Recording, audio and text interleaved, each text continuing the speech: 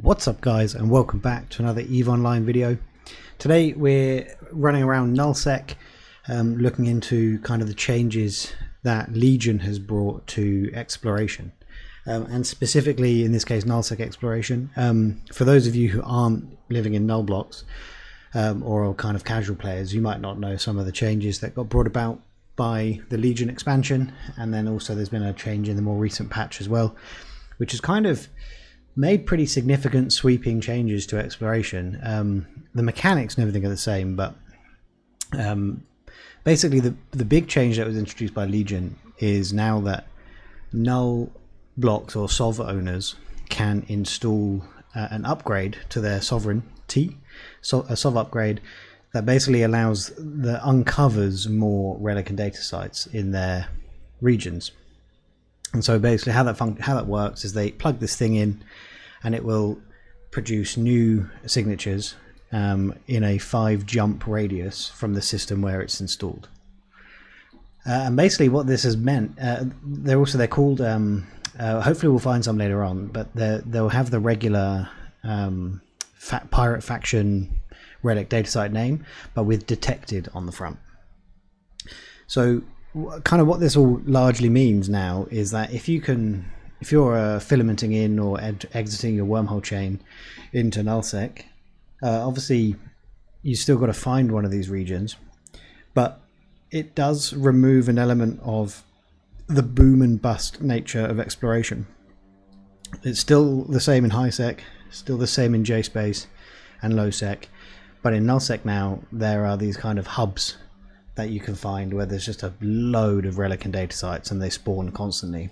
So I'm not sure how I feel about it. Like at the moment I'm able to make a good ISK by going and finding these areas, and when you're there, like just make a note of the solar system or the constellation or something, so that you know if you're in that region again, you can head to that area and make money. So last night I was in Wicked Creek, for example, and I've made a note of a constellation around there, because yeah, you can make really good ISK now.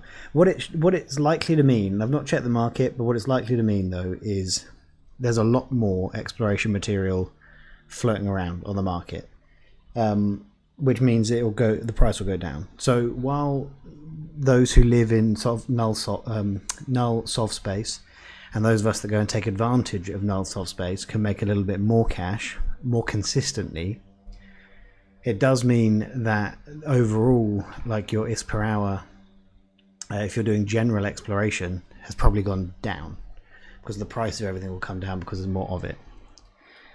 And then the other change, again, which I don't know if I like, because I understand why it's been made, but again, for someone who lives in JSpace or other parts, it reduces, again, the boom and bust nature and the big paydays. Is basically the capital control items. So just for things like it's called like counter subversion array or something. So I'm going to look for here, module. No, yeah, this thing. So things like this, the counter subversion sensor array that go into these things. So nanoscale filter gates, nanoregulation gates, the electroneural signature, all these kind of things were only available in ghost sites before, and they had a low drop rate but a slightly higher drop rate in superior covert research facilities which spawned in JSpace. Now because those items were proving to be a bottleneck in capital manufacturing, they've increased the chance of it dropping in case-based covert research facilities, so the lesser and the standard. So again, increase kind of the payday for nullsec a little bit, but also they've added them to a couple of other sites, like the sleeper data caches and things have a low drop rate. So again, in an effort to reduce the bottleneck, they're going to increase the abundance of these in the market, and so the overall value is likely to drop a little bit. So the payday from running a covert research facility is going to kind of drop slightly, probably not by much. But they've also they've also rebalanced how those sites work. I'm not going to go into detail here because that's for a different video. But yeah. Anyway, so I've exited chain into nullsec from my wormhole, and basically what I want to show you is that kind of right now I have no idea where good sites are. That's the case. That remains the case until I go and find someone and note them down. I'm never gonna know where they are. So what I want to do is just do regular exploration until I find one of these other sites. Mark how long it took me to do that, and then show you kind of the payday you can get. It's just gone 2, so let's think about that and then head off to go and find exploration. One of the things to think about where these sites might spawn, I really don't know. All I know is obviously they've got a 5 jump radius where you can spawn these things. So where is a Sov owner going to plug one in? It's all about exploration, so you're probably going to put them in a bit of a dead end if you can, to protect your explorers. But also you want to have as many connections as possible to maximize the number of systems. So I think where I've jumped out probably isn't very good, and there's unlikely to be one. I don't want to go this way because these regional pipelines are horrible normally. So I'm going to head up here into these more clustered areas over here, probably eventually heading over into maybe this area, because that's where, if I was a Sov owner, I'd be putting things up around here. So for now, yeah, let's just set a destination up there and start swinging in that direction. Going to be doing exploration as we go, because there are of course still regular relic and data sites, so that hasn't changed, so they're still worth scanning and running. But we're going to do that, and then I'll check back in with you with the time taken to find one of these areas with a detected. I guess the other thing to mention with these detected ones as well, actually, of course, is they can escalate. So not just a regular relic and data site, they have a small chance of escalating into a new site. So again, the payday for Sov owners has gone up, whereas it's the rest of us can only come and try and take advantage of it from a distance. So this, again, I'm not going to spend long here. I might even not bother with some of these and just skip through, because I think it's really unlikely one of these has been installed along this pipeline.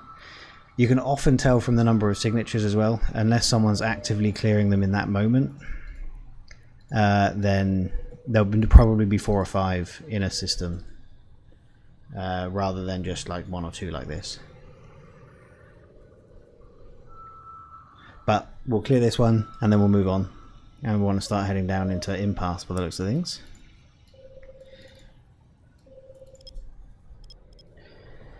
So I said this wasn't going to be the video for it, but of course I immediately scanned down a ghost site, so we will be talking about that. So very quickly, before I have to talk about it before I warp in, because otherwise a timer starts. The changes here are relatively simple, but they should make things quite a lot easier. You still blow up if you fail a hack. Big explosion on the ship I'm in will get 1 shot. The difference is the invisible timer that starts for the defense fleet has been increased a little bit and kind of standardized. So the variation previously used to be huge. It could spawn from anything like a minute to 5 minutes, and so you were really running a risk if you hacked more than a couple of cans, because the fleet would spawn.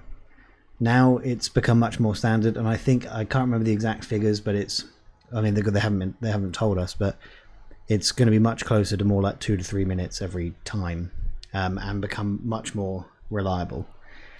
And the other thing is the response fleet will only shoot the cannons after 30 seconds after arrival, so you have a bit of a chance to get out. So we're going to warp in and do it, because as I said, the spawn rates for these, the drop rates have improved for these expensive things. So let's go and have a look. I'm probably going to go for at least 4 cans, and it depends how quick I'm feeling, of course. And then also just to prove it, still regular relic sites dotted around the place. Okay, so there are only 4 cans, so let's see if we can clear them. I'll probably go a bit quiet because I need to concentrate. I'd rather not fail a hack and blow up.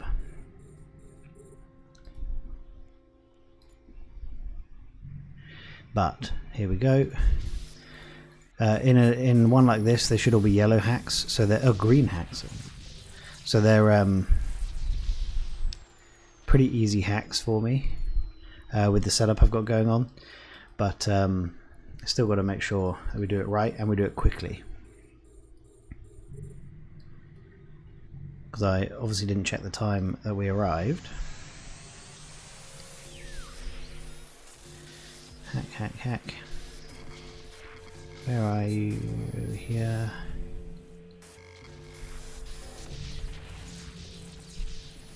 There's a lot of covert research tools at the moment. On to the next one. We should be fine to get all 4 done here, I reckon. Start hacking.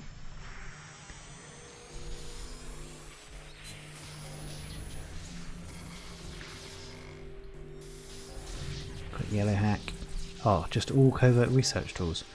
Come on. Like, they're worth a bit of cash, so it's not the end of the world, but a bit boring as far as these things go. So far, 50 million. So, as I say, not the end of the world in terms of this per hour, but not very exciting. I like the other stuff. I've got a little bit of lag on some of this, which I don't like. Just all covert research tools. What a rubbish ghost site. It's all that I said about the drop rate being increased, and I got literally nothing fun out of that. Right, but with that, I'm going to go and hack the next one of these. So what I'll do is, we'll say the time taken obviously to track down one of these other sites, but the earning potential during that period as well, because it's all not dead time, of course. So we'll either check in an hour or when I've successfully scanned down one of those sites and someone's coming through here and cherry picking. So not much point in being in here, and that again, as I say, doesn't bode well for the rest of the chain. So we'll just carry on until we get there. Another cherry picked one. Yeah, there's not much point in me scanning in this particular chain. We want to move on a few jumps because someone's just come through and cherry picked, which, you know, absolutely a fair enough way to do it. Maximize yours per hour, because who cares what everyone else's experience is like. But for me, like, it's I appreciate how frustrating it is for others if they've spent their time scanning and end up with essentially nothing. So I don't do it, but it's a very legitimate thing to do. If you don't live here, what's it matter? Take the value, minimize your time on grid, head off. Okay, we've reached a part of the chain where I legitimately feel like we could be within the 5 jump range of something, so let's go back to scanning and seeing what we can find. Why do I say that? Let's have a quick look at the map. I mean, as I mentioned, I don't actually know where these things will be put, but you know, if one's down here somewhere trying to catch, you know, you could maybe catch, they're 6 jumps away, so if you placed one maybe like here as a sov holder, you know, 1, 2, 3, 4, 5, 6, so maybe go there, and you cover that, you cover that, you cover that. So, like, I know it requires power and workforce, so they're limited where they can place it based on those, and the resources required to run them balanced against the resources required to run like industrial stuff. I understand all of that, so it's not guaranteed, of course, but now I'll start checking systems to see if I'm within range of 5 jump range of 1. It is, of course, possible that I'm in just a bad part of nullsec where groups like Fanatic Legion, for example, aren't interested in exploration and so don't install one. But we'll see. Not interested in combat sites. We're moving on. Am I happy with my route still as we move on? Like, I could just pop around that pocket, but I don't think so. Let's go. I'm going to go up to 68FT before I start branching off places. As you are moving around nullsec, just be aware of occasional system effects. The null blocks can now install system effects. That's also another part of Legion, but there are also, and there always have been, or at least for a long time, metaliminal storms moving through. So in this case, I'm in an electrical storm, and the important thing to note with this one is you cannot cloak. So if there was anyone in system, I wouldn't have stuck around. As it is, I'm just burning off gate to get away from the rats. But as I've scanned this, here we have it. There's a bunch of signatures, so it felt promising anyway. And we have these detected data and relic sites. So we were looking for 20 minutes, which isn't long at all. I talked you through my thought process, and very quickly we've found one of these areas. And what that then results in, as you can see already, bearing in mind this is probably 5 jumps from the hub, so I'm now in a region, right? Because it's the first system I've come across, and it was in a chain. You can see there's a bunch of hacking we're going to be able to do already. So we'll be keeping an eye on local, and we'll move on if it gets a bit too hot, but we are about to start hacking and making a bunch of money. At the moment, because I use the materials, I hack both the relic and data, and of course both types can escalate, so it depends on what kind of exploration you're looking for. If you're going pure ISK per hour, probably just stick with the relic sites. If you want that jackpot, like I do, if you want to enjoy a bit of the boom and bust of exploration, then do the data sites as well, because they can escalate into the higher value stuff. So do both. So it's definitely unfortunate for me that this metaliminal storm covers this whole area. So you can do that by, I know I've got stuff overlaid here, but there's like one that's called like geography, and then you can select metaliminal storms from here, and it will show you where they all are on the map. And this one is rife, so like I can't cloak, which means I can't hang out in a system with an Astero because it will kill me. So I've got to head through the storm, but I know this was 5 jumps away. So 1, 2, 3, 4, 5 keeps me in the storm. 1, 2, 3, 4, 5. 1, 2, 3, 4, 5. So I'm going to head down here because otherwise I'm kept in the storm. Warp drive active. And we'll see how we get on. But unless the system's empty, I'm moving straight through. And I hope, I guess, that they've got another subversion array installed somewhere down here. I mean, was it 1, 2, 3? Oh, where did I go? 1, 2, 3, 4, 5. Any of these would be a good place to have it. So we could still be good down as we go down there, but I may well get got on the way. Which way do I want to go? I might change my route.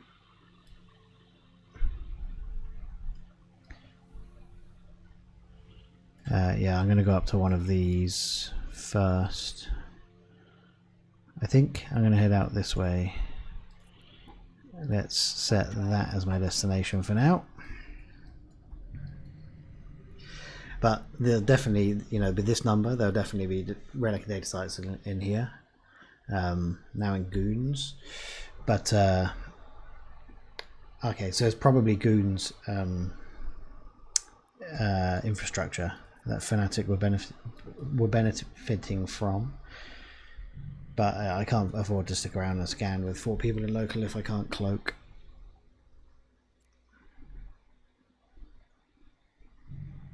This system, however, I will be.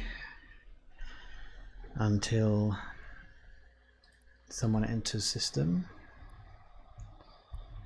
I really shouldn't just burn away from the gate, but I'm going to, because that's who I am. You should really create a safe now if you're going to go and scan. There's really no reason not to, because if you create a safe and then burn while scanning, you're doing 2,500. If someone combat scans you, you're going to have moved far enough away that they can't land on you, which gives you enough warning that, like, if they land in something very fast, they will eventually catch you, but you can see them and you've got warning before they actually can get you. What I'm doing probably isn't a good idea. So that's a regular one. So I'm going to finish scanning the system first, because I'd prefer to run detected than regular ones given the choice, because of the chance of escalation. So I'm probably not going to run that regular one at all. Now that I know I'm in a pocket with detecteds, I probably won't even bother running the regular one. Definitely not the data site anyway. And in angel space. Like, if we were in Sancha space or Garistas or drone, I'd probably run them. They're higher value.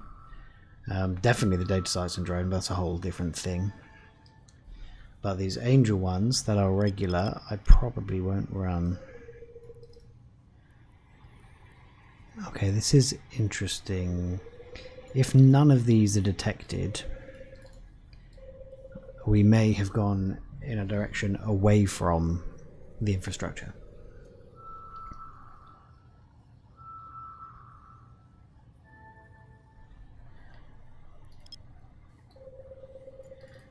So, if that's the case,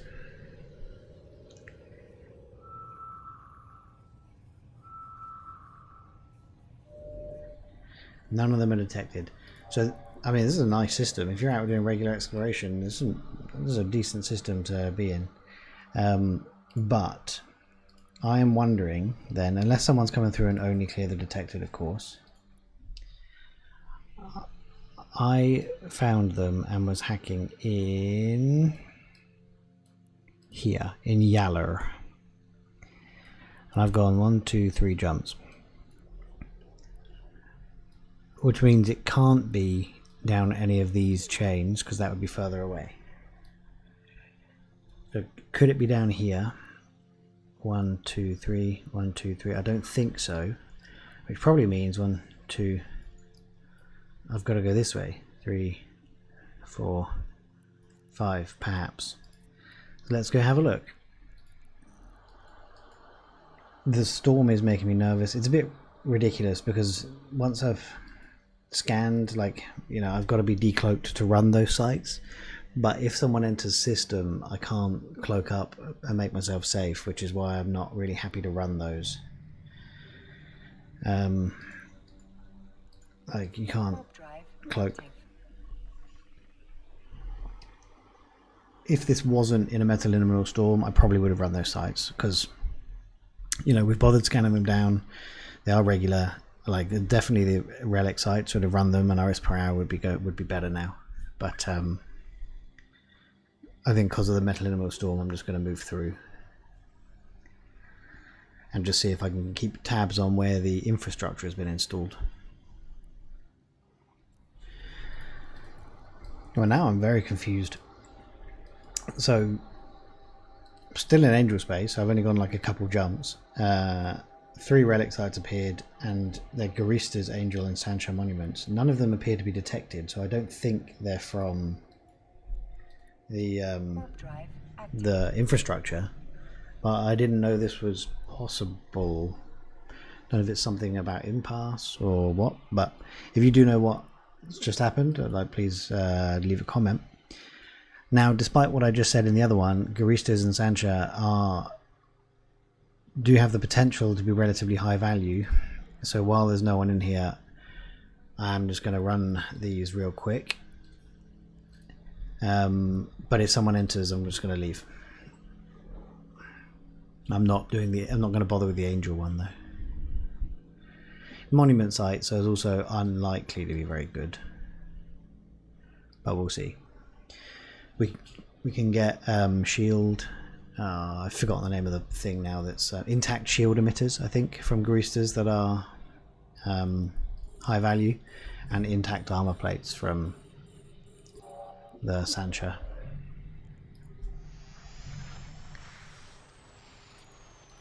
Okay, that's a good sign. The new SIG is a detected, so we are still in range of the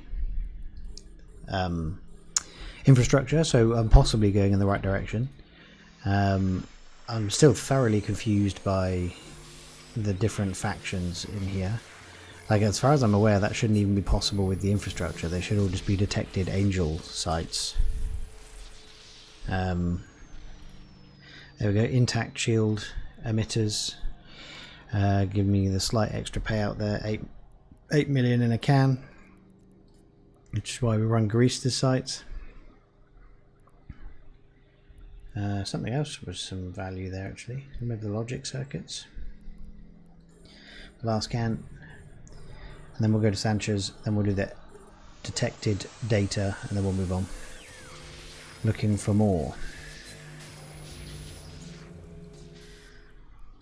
Yeah, I don't know what's going on in this system. So if anyone has any information about whether this is the infrastructure or this system or region or whatever, but we've also just found a Blood Raider monument. So there are a monument site from presumably every faction in here. Like, I wouldn't be surprised if the Serpentis appears soon. I don't know why. So very curious. I'm not going to run the Blood Raider either. I'm just going to do Sancha and Greastas and the detected. But this first hour is going to have run 100 million, including the time taken to find these pockets of detected sites. There we go, that's about 11 million from a can.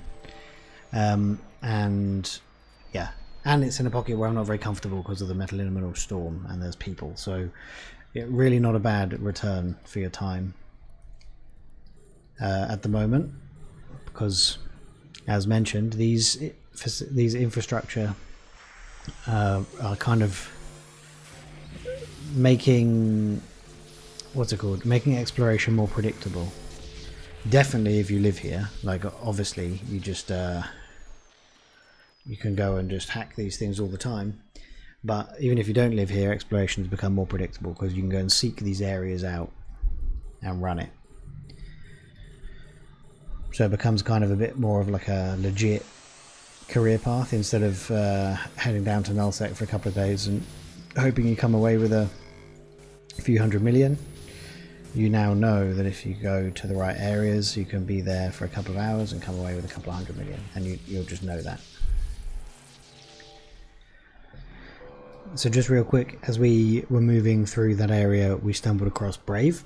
So we've entered Brave space all of a sudden, and it's quite populated right now.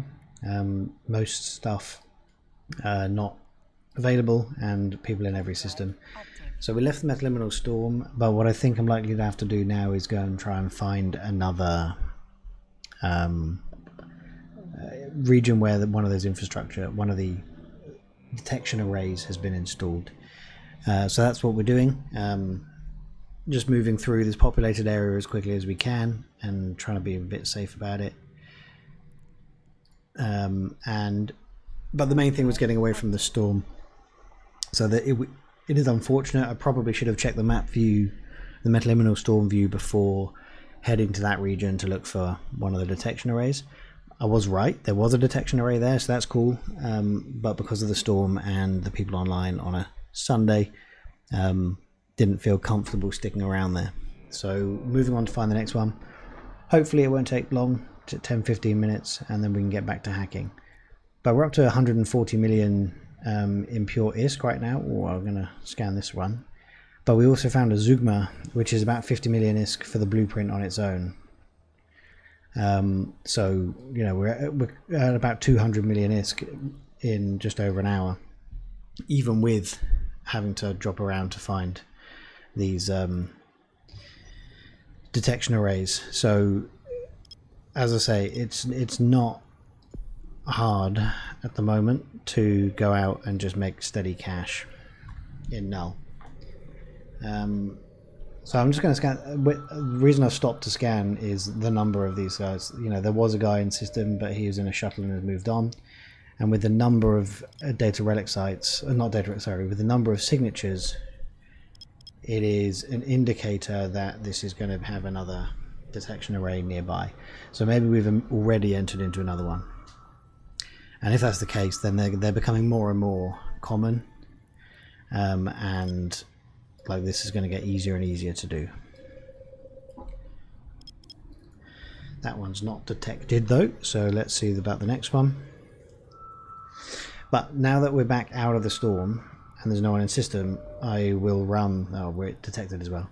I'll run the regular relic sites as well, because I can make myself safe if someone enters system. But we are back in a detected. So where are we on the map? I started going down this pipe because I thought, again, I don't like jumping between regions, so I didn't want to take this one into Stain. But also, you know, this could be a good spot for it. So if we assume this is the first one, then 1, 2, 3, 4, 5. It's over down one of these chains, which then gives you 3 chains to go and explore, possibly even into that region. So hopefully we're in another quiet area and we can set about exploring these things. That being said, I will go back to scanning and hacking and check in with you guys again in a bit. So this is what I've started to become accustomed to when you get to quieter parts of space. You can find systems like the one I'm in at the moment that are really quite lucrative, and it's not unusual anymore. Like, I'd expect the neighboring systems here to be very lucrative as well. But like, just as I finish this site, I'm now up to over 300 million in loot if I include the value of the BPC. And this was the system I was in when I last spoke to you. Like, I haven't had to move, I've just been working my way through the relic sites in here, and we're up at over 300 million in loot. And to be honest, that's getting to the point where I need to start thinking seriously about safety. What's a sensible amount of loot to carry on and scan with. So I may well make this my final system. We're only at an hour and a half, and it's getting a little bit hot in here. There were a few guys, including a Punisher, a minute ago.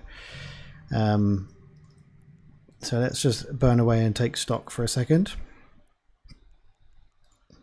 Cloak up. Right, there's one more detected in here and a site I haven't scanned. We're at, if I take these two out of the equation, so that's 11 million. What was it, 269, so let's just call it 250 million estimated, plus 50 million from that, so 300 million estimated in just over an hour and a half.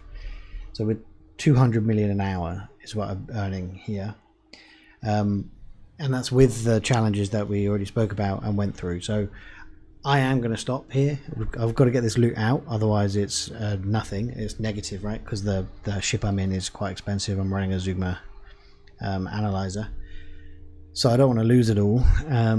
But if I can get this home, and home's not that far away for me, then we're talking 200 million an hour, 300 million in a quick afternoon before stepping aside to go watch some sport.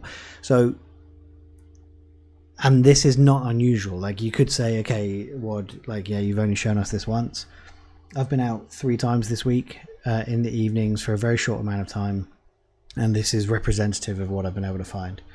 If you use the kind of the techniques I mentioned on the map to try and find reasonable systems where this detection array is likely to be installed, and then you're golden. Like, just hope it's quiet and you can just go work your way through systems and eat up all the stuff. Like, I literally haven't moved from when I last spoke to you. I've run 4 more relic sites. and I'm up to 300 and something million. I've got another detected I could run. I'm sure that's a detected because they spawn quite quickly. And then who knows what's down here, because I think this is the first system in the bunch again. So yeah, basically the changes they've made in Legion have made exploration a predictable income stream now. Definitely if you live in Sov, because obviously, like, if you live here, you can just go and do this constantly and earn several hundred million an hour without all the effort I've had to put in.